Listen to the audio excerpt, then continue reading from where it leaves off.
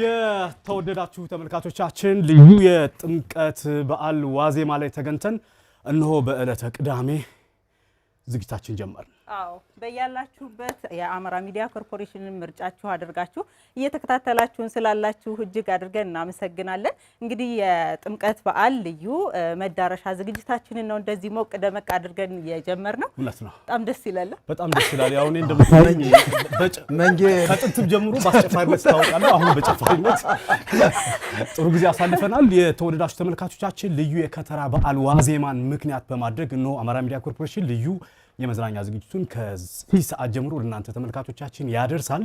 በተለይ ጥምቀትን ስናስብ በውስጡ ብዙ ቀለማት አሉ። እነዛን ቀለሞች እያነሳን ቆይታ የምናደርግበት ልዩ መዝናኛ ዝግጅታችን ነው። እንግዲህ በቀጥታ ስርጭት ወደናንተ እንደርሳለን። በቅንብር የተዘጋጁ እንዲሁም ደግሞ ከተለያዩ ቦታዎች የበዓል ዝግጅቱ ምን ይመስላል የሚሉትን ሐሳቦች እያነሳን ወደናንተ የምናደርስ ነው የሚሆነው። አሁንም ምርጫችሁን የአማራ ሚዲያ ኮርፖሬሽን አድርጋችሁ አብራችሁ እንድትከታተሉን በአክብሮት እንጋብዛለን። እንቀጥላለን። የዚህ መዝናኛ ዝግጅታችን ስፖንሰር ያደርገን ኢትዮ ቴሌኮም ነው። እጅግ በጣም እናመሰግናለን። ከእንግዲህ አብሮ ካጫፈሩን ስራ ባልደረቦቻችን መካከል በኋላ ላይ እጅ ከምን ብለን እንመጣለን ከናንተ ጋር አብራችሁ ተነበራችሁ ስራ ጫፈራችሁ በእውነት እናመሰግናለን። ሞቅ ደመቅ ስላደረጋችሁልን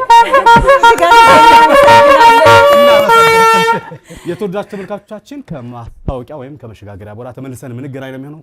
ጥሩ በዓል ይሁንላችሁ። አብራችሁ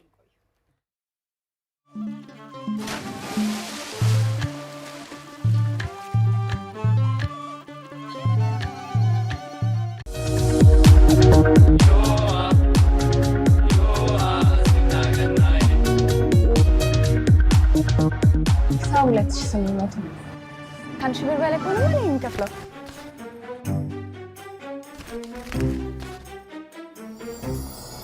ሽልማት አለው እኮ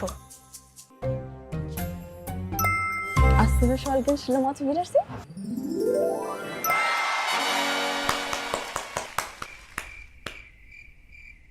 ካርዶ ያሸልሞታል። ከ1 ሺህ ብር ጀምሮ በኢትዮጵያ ንግድ ባንክ የፖስ ማሽኖች ክፍያ ሲፈጽሙ የ10 ሺህ ብር ሽልማት እንደሚያገኙ ያውቃሉ? እያንዳንዱ ግብይት ወደ ሽልማት ያደርሱታል። ከታህሳስ 22 እስከ የካቲት 21 2018 ዓ.ም በኢትዮጵያ ንግድ ባንክ የፖስ ማሽኖች ግብይት ለሚፈጽሙ 300 ዕድለኞች ለእያንዳንዳቸው የ10 ሺህ ብር ሽልማት አዘጋጅተን እየጠበቅኑት ነው። በባንካችን ካርዶች ይገበያዩ፣ ይሸለሙ። ደንብና ግዴታዎች ተፈጻሚነት አላቸው። የኢትዮጵያ ንግድ ባንክ ሁሌም የሚተማመኑበት ባንክ። በደ ዮሐንስ የምንጊዜም አገልጋያችሁ የኢትዮጵያ ኤሌክትሪክ አገልግሎት ለክርስትና እምነት ተከታዮች በሙሉ እንኳን ለብርሃነ ጥምቀቱ በሰላም አደረሳችሁ በማለት መልካም ምኞቱን ይገልጻል። ለውድ ደንበኞቻችን ለበዓሉ አስተማማኝ የኤሌክትሪክ አገልግሎት ለመስጠት ዝግጁ መሆናችንን ስንገልጽ በታላቅ አክብሮት ነው። ሆኖም በዓሉ ሲከበር የኤሌክትሪክ አደጋ እንዳይከሰት ተገቢውን ጥንቃቄ እንዲደረግ እየጠየቅን ተቋማችንን የሚመለከት ማንኛውም መረጃ በ905 ወይም 904 በነፃ የስልክ መስመሮች ማሳወቅ ወይም በአቅራቢያው ለሚገኝ የአገልግሎት መስጫ ማዕከላችን መጠቆም የሚቻል መሆኑን እናሳውቃለን። የኤሌክትሪክ መሰረተ ልማቶች የሁላችንም ሀብት በመሆናቸው ከጉዳትና ከስርቆት እንጠብቃቸው። መልካም የጥምቀት በዓል። የኢትዮጵያ ኤሌክትሪክ አገልግሎት። ልዩ በሆነው ውብ የገና ጀንበራችን ዘመን እንዳስቆጠረ ልማዳችን ሽመላችንን ጠርበን ወልውለን ሩራችንን ከርክመን ፈጭተን አብክተን ጋግረን ጠምቀን በመስክ በማጀታችን በየፊናችን ተሰናድተን የአዲስ ብስራት በዓላችንን በሐሴት እናከብራለን። ወጣት ጎበዛዙ ተሰባስበን አካልና መንፈሳችንን በጨዋታ በፉክክር በፍቅር እናድሳለን። ጎረቤት ከጎረቤት ወዳጅ ከዘመድ ተጠራርተን እንኳን አደረሳችሁ አደረሰን እየተባባልን አንዳችን ለአንዳችን ያለንን መልካም ምኞት ፍቅራችንን እንገልጻለን። እንኳን ለብርሃነ ልደቱ አደረሳችሁ። አቢሲኒያ የሁሉም ምርጫ።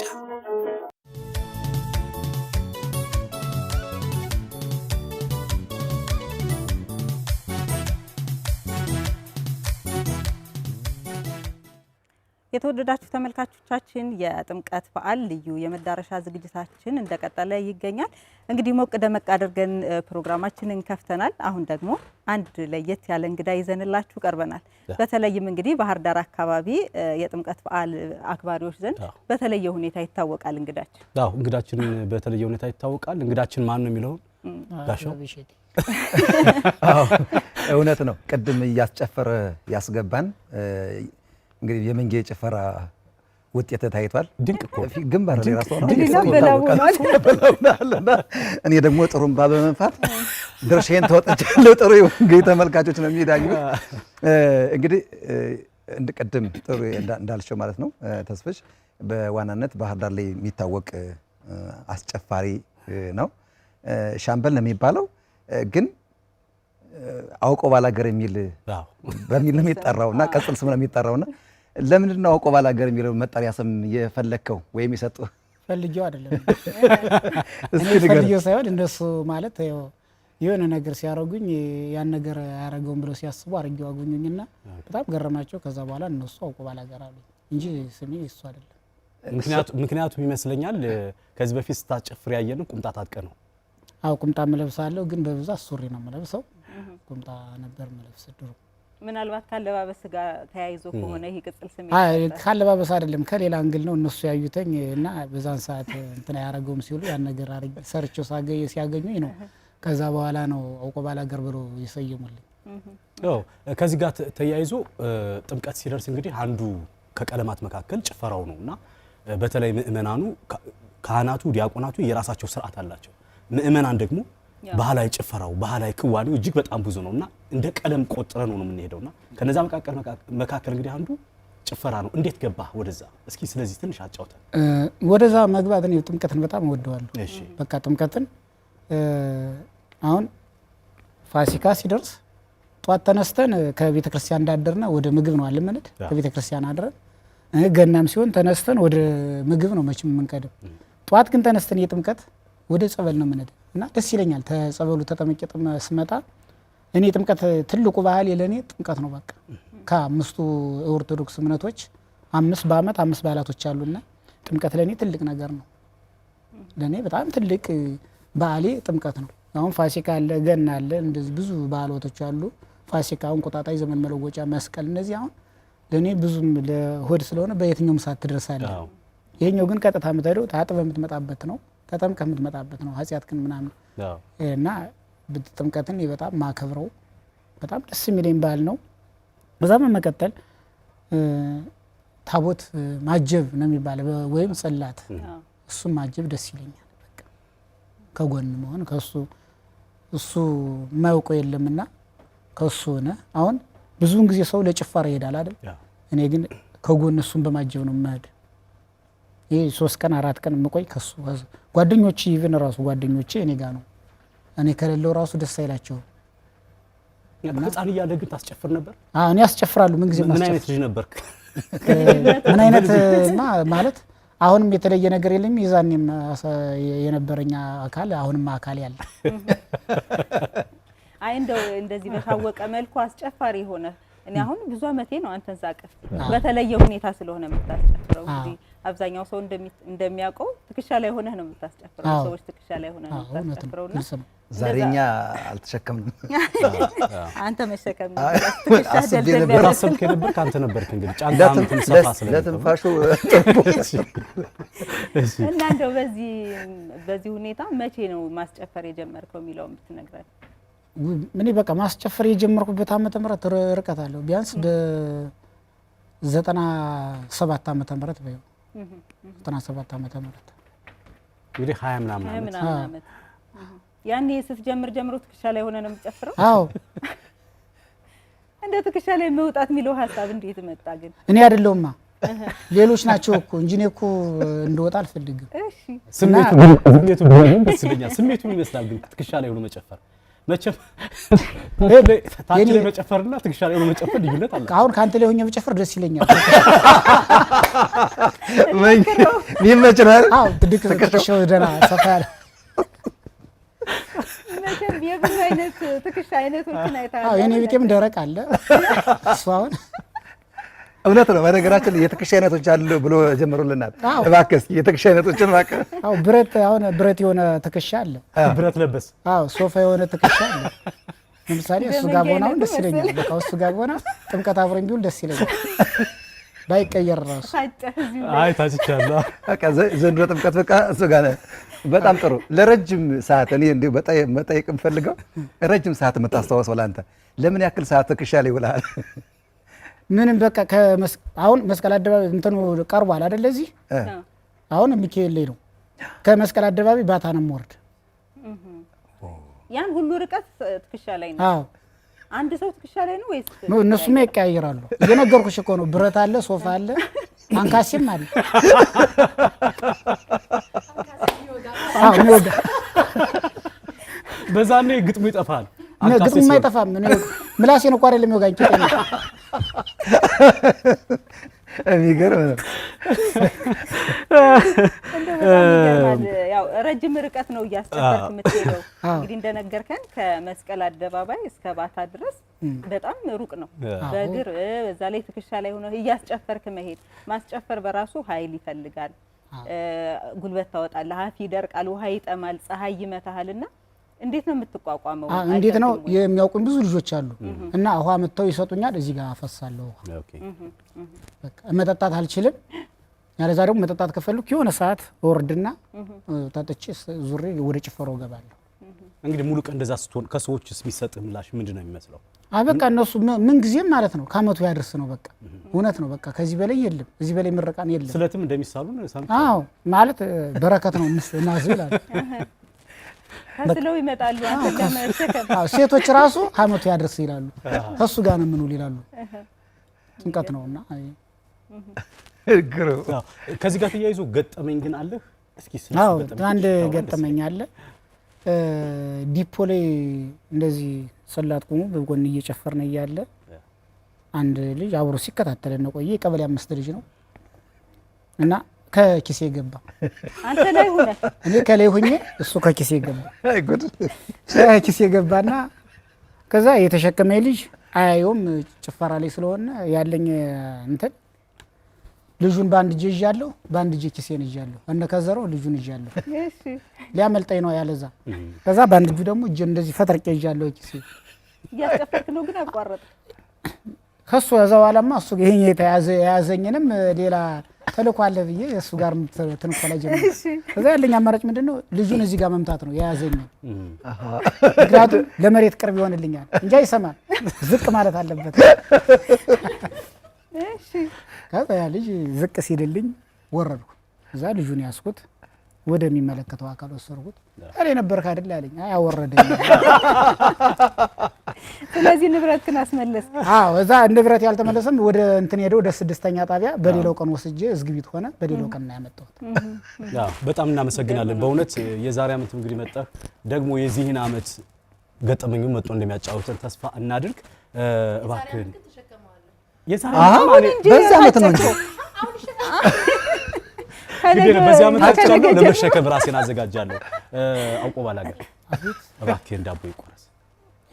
በእናንተ ያምርልኝ ነበር። አይ እንግዳችን ከወስድ እንግዳ ነው የሚቆርሰው።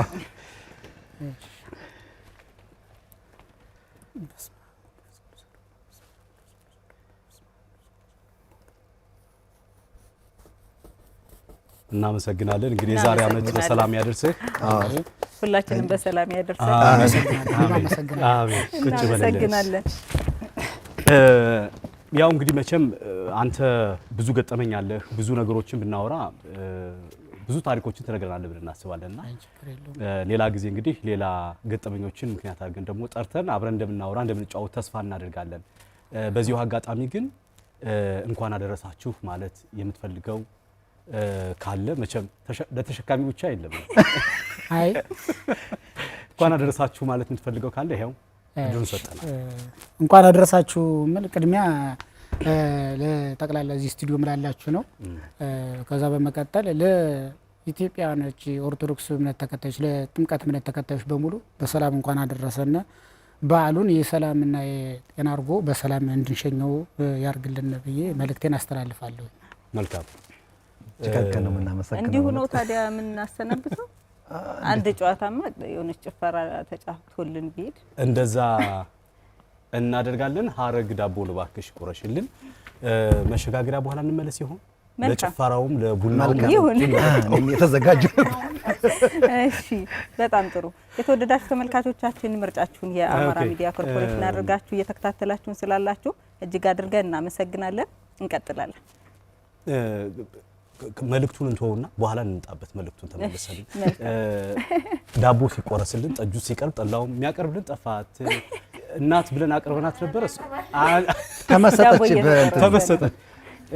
በዓሉ እንግዲህ ታላቅ ድምቀት የሚከበርበት በሁሉም ኢትዮጵያውያን በታላቅ ድምቀት ይከበራሉ። በታላቅ ድምቀት መከበሩ ብቻ ሳይሆን በተለይ ወጣቱ ማህበረሰብ ወጣቱ አካል እንግዲህ የጥምቀት በዓልን ሲያከብር በሰላም በፍቅር በአንድነት ማክበር ይገባዋልና ቅድም ያልከን ገጠመኝ በራሱ ትልቅ ነገር ነው ብዬ አስባለሁ። እንደዚህ አይነት በዓላት ለስቆት ይመጣል፣ ለልዩ ልዩ ጠም ይመጣል፣ ለልዩ ልዩ ጉዳይ ሊመጣ የሚችል ሰው አለና በተለይ ጥምቀት ብርሃን ያየንበት ጥምቀት ነውና ይሄን ብርሃን ለማየት የምንጠመቀውን ጥምቀት በተለይ ምእመኑ ተጠምቆ ሲሄድ ተጠምቆም ሲያከብር ታቦታችን ሲሸኝ ታቦታችን ወደ ከማደሪያው ወደ ታቦታቱ ወይም ደግሞ ቤተክርስቲያን ሲመለስ ማድረግ ስለሚገባው ነገር የተወሰነ ሀሳቦችን ብታካፍል ደስ ይለኛል። ምክንያቱም ያያቸው ተሞክሮች ቀላል አይደሉምና ወጣቱ እንዴት ያክብር፣ ምእመኑ እንዴት ያክብር?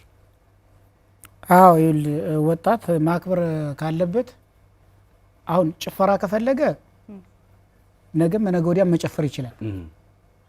ማንኛቸውም ሰው ማለት ነው። የትኛውም ቦታ መጨፈር ትችላለህ። ጥምቀት ብለህ ከሄድህ ደግሞ የጥምቀትን ስነ ስርዓት እያስከተልክ ነው መሄድ ያለብህ። አሁን አንዳንድ እኛ ጋር ያሉ ልጆች አሁን እኔ ጋር ወዲያው እኛ ጋር የሚያፈርሱ ይመስሉና እኛ ጋር የሚያስጨፍሩ ይመስሉና ሌላ መጥተው ይቀላቅሉብናል አይደለ?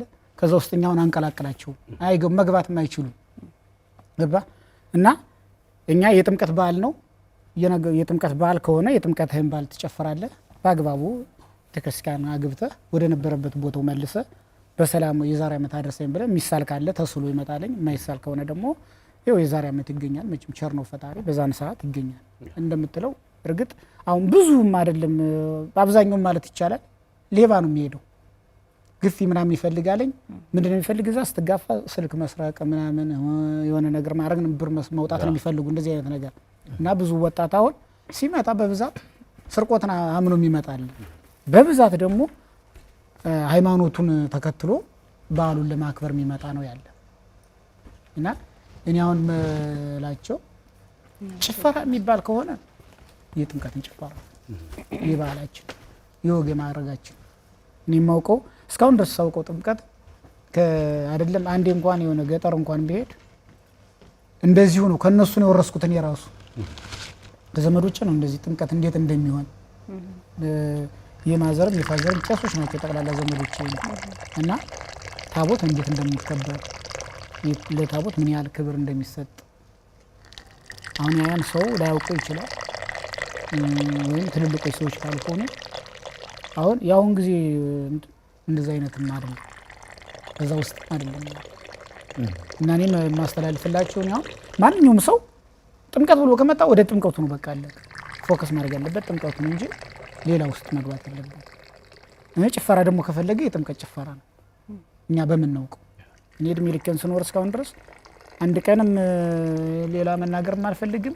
ጥምቀት ከሆነ ጥምቀት ነው፣ በሌላ ከርኩ ደግሞ በሌላ ሄዳለሁ በቃ አስፈላጊ ከሆነ ማለት ነው እንጂ ከዛ ውጭ ከጥምቀት ውጭ ጥምቀትን ስታከብር የጥምቀትን በዓል መጨፈር ነገ ከነገ በኋላ ይሄ እኔ አሁን እኔ ጋር ሰው ቢውል ደስ ይለኛል ሰው ስለማይኖር ነው እንጂ እኔ ምናምን እኔ በቆይ እኮ የተወሰነ እድሜ ነው ቡና አልጠጣም በቃ ሰው ያስፈልጋል እና አስፈላጊ ነው የጥምቀት በዓል አይደለም እኛ ይቅርና የውጭ ሀገር ዜጋ እንኳን መጥቶ ጥምቀትን የኛ ነው ጥምቀት ያከብራል የኛ አይደለም የኛ ይቅርና እኛ እኮ በእጃችን ስለያዝነው ነው ጥምቀት እንደ ተራ ነገር የምናየው እንጂ በጣም ትልቅና ትልቁ በዓላችን ጥምቀት ነው በቃ እውነት ነው። አደባባይ እንግዲህ እንደነገረን ያውቆ ባላገር ሰብሁ በክሎቱ ነው በየችሎታው ነው ሰው የሚያመሰግነው። የካህናት አገልግሎት ለብቻ ነው፣ የመዘምራን አገልግሎት ለብቻ ነው።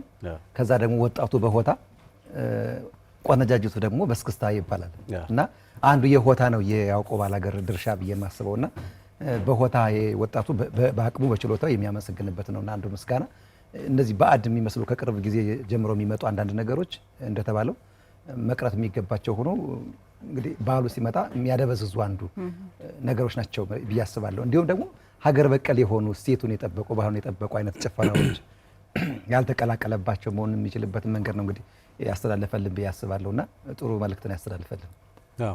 አዎ ልክ ነው። የምንታዘባቸው ነገሮች አሉ መቼም በየዓመቱ ይሄንን በዓል ስናከብር የአደባባይ በዓል ስለሆነ ብዙ ነገሮችን የማየት እድላችን ሰፊ ነውና ከኛ ከባህላችን የራቁ ከዚህ ከመጨፈሩም ባለፈ የምትታዘባቸው ነገሮች አሉ። የአለባበስን ተከትሎ ከኛ ባህል የራቁ እምነቱን የማይመስሉ አለባበሶችንም ጭምር እናያለንና ባህሉን መጠበቅ እንዳለብን ይሰማኛል። እኔም አሁን እሱ ካነሳው ጋር ተያይዞ ማለት ነው። አዎ ብዙ ሀሳቦች ብዙ ችግሮች ይነሳሉ በጥምቀት ወቅት። ግን ከችግር ወጥተን ደግሞ ሰላም የሆነውን ምክንያቱም የመጣንበትን ዓላማ በትክክል መፈጸም አለብን ብዬ አስባለሁ። ምክንያቱም እዛ ቦታ ስንሄድ ለድህነት ነው የመጣ ነው። እዛ ቦታ ስንሄድ ቅድም ወንድሜ እየነገረ ነበር አይደለ ለመንጻት ነው የሚሄደው ሰውና ለመንጻት ከሆነ ሃይማኖታዊ ስርዓቱን ብቻ ፈጽሞ ቢሄድ መልካም ነው እንላለን። ግን የጃመልም ያለባቸው ልዩ ችግር ያለባቸው ሰዎች ደግሞ እንግዲህ የጸጥታ ኃይልን በየቦታውና በየጊዜው ስለሚኖር እነሱ ክትትሎችን ያደርጋሉ ብለን እናስባለን። ነገር ግን ከዚህ ሁሉ ነገር ሰላም እንድንሆን ፍቅር እንድንሆን በፍቅር በሰላም እንድናከብር እዚህ ስቱዲዮ ሆነን እኛ ምኞታችንን እንገልጻለን። በእውነት እንግዳችን እዚህ ስቱዲዮ መጣህ ስለነበረ ቆይታ በተለይ ደግሞ ስለ አስጨፋሪ ጅማሬህ እንዲሁም ገጠመኝን ስለነገርከን በእውነት በጣም እናመሰግናለን። እንግዲህ የዛሬ ዓመት በሰላም ያደርሰን፣ ተገናኝተን ደግሞ በሰፊው እናወራለን። እሺ እኔም በጣም ነው የማመሰግን። እግዚአብሔር ይስጥልን። የተወደዳችሁ ተመልካቾቻችን እንግዲህ ከአስጨፋሪያችን አውቆ ባላገር ደስ ብሎኝ ነው ስሙ በነገራችን አደባባይም አውቆ ባላገር የአደባባይ ሰው ነው ራሱ ከሱ ጋር ነበር ቆይታ ያደረግን። ከመሸጋገሪያ በኋላ ተመልሰን እንገናኛለን። በድጋሚ መልካም በዓል ይሁንላችሁ።